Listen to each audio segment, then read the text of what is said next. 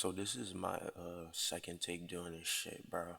I'm trying to figure out like how to just make my mic sound good all the time. This is gonna be a process. Bear with me. But today I just wanted to talk about selfishness or people pleasing or whatever. Um and this is on my mind because I'm definitely like a recovering people pleaser. I like to think I'm recovered, but who knows? But being selfish is like some of the most liberating shit ever. Honestly, truly.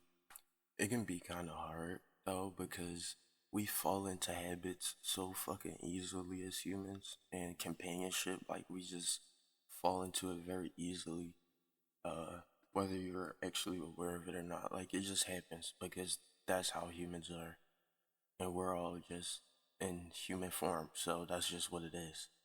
And it can feel like you're doing something wrong when you go away from the norm. And for example, you might have been in this situation before. I know I was, at, like at least twice.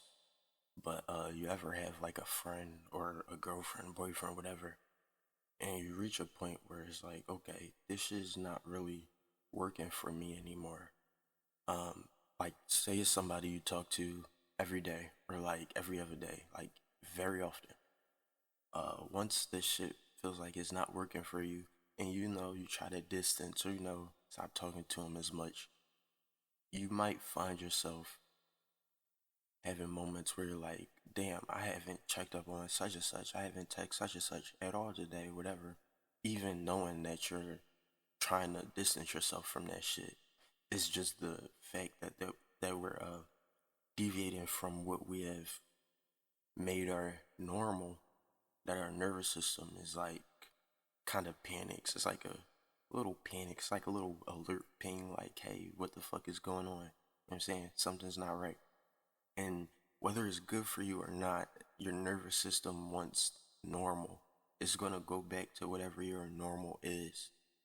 So if your normal is constantly just being there for someone, uh, then your nervous system will crave that, even if being there for that person or being there for people is not the best thing for you.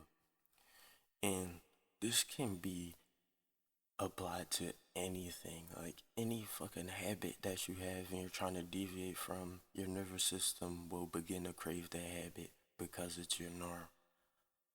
But we are talking strictly just about like selfishness right now, so let me try to stay on track. You know what I'm saying? And I'm not saying any of this to say that you should not be there for people. I'm not saying that at all. Because, like I said before, humans, we crave companionship, and, being there for people, that's just a part of it.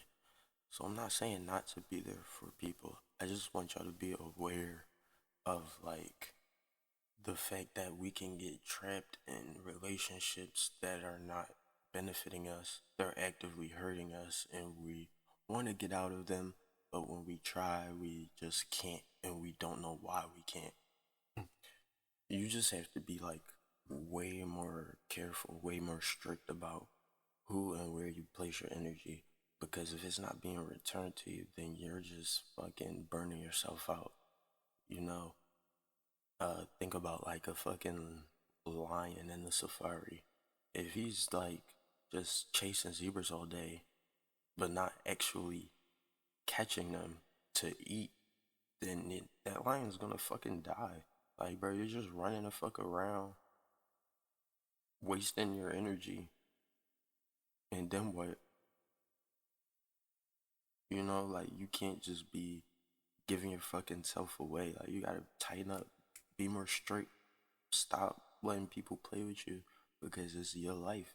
You're the one who's gonna have to uh, sit in that bullshit, like, after they're done using you.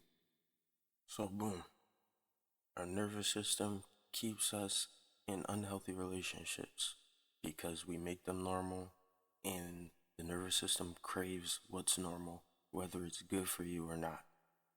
Okay? Boom. That being said, you need to be way more strict about the habits you create and where you place your energy, who you give your energy to. You have to be way more strict. Okay? So boom. Now I'm gonna try to talk about why are you a people pleaser in the first place? What makes you craved? What makes you crave validation in the first place? From people you don't even like value their opinion, but you crave their validation. Why? It doesn't make sense. And you know it doesn't make sense, but you can't change. That is honestly something you're gonna have to figure out on your own. Um, you need to figure out, you need to think back in time, probably something from your childhood, but you need to think back in time about a time where you were uh, looking for validation. What made you crave validation? Think about the most intense experience where you just craved validation and didn't get it, or something like that. And then you can like kind of work backwards from there and kind of like untie that knot. And for me, like to get through, like get the major blocks out of the way, meditation helped a lot for me. Uh, Plant medicine can help if you partake. But all you really need to do is just reach a meditative state and just let things come to you. You can think about whatever you want to know, like ask yourself a question, and then just sit there and meditate, and the answer will come to you. Uh, Meditating can be kind of hard, like if your mind wanders. Like me, I had like really bad anxiety, depression, so like meditating sounded like so foreign to me, but I got there. And you can too, like it's super easy if you just like once you learn the difference in like what's going on in your brain, then you can like pick this shit apart and like actually figure it out. Like in your mind there's like three different fucking entities or whatever in your mind. Like some things are thoughts that you're actively making yourself have. Some things are ego, and that's the voice that just pops up and judges you for shit. Uh, the voice that's like when you bend down a tire shoe, the fucking voice that's like gay. That's your ego. Um, some things are like you just pick up from the hive mind because we all share the same consciousness. And then there's the observer. The observer doesn't say anything. The observer just observes. And once you tap into your observer, then uh, that's when answers start to come to you, and that's when you're able to like alchemize your emotions and shit, and like get rid of shit like anxiety and depression. You just have to tap into the observer while in a meditative state, and the more you operate from the observer, the easier it becomes to manage everything because it's basically like it's kind of like living in third person. And it's, like if you're in third person, it's like takes out like the personal aspect. Like it's like you detach a little bit, and from a detached point, you're able to make like better moves. Like you can see the whole board. You're not on the board at that point. Uh, but yeah, that's what I did. Just focused on tapping into my observer and trying to just operate from there as much as possible to the point where it becomes my new norm. That's how I got rid of my fucking anxiety and depression. I don't have trouble sleeping no more. Like I don't get nervous when I'm about to go to sleep. Like I wonder how long I'm gonna take to fall asleep. Like once you tap into this shit, the observer, then like that's when you start to see changes. And it's easier to do that shit when you're being selfish because uh people's shit causes mental noise in your brain, and the nervous system doesn't know the difference between your trauma and somebody else's. If you're observing it, then your nervous system is liable to feel it and like identify with it. Which is why like you go on the internet, there's so much fucking outrage. People, and that's why there's like trigger warnings and shit. Like like your nervous system truly can't tell the difference um, between your trauma and someone else's.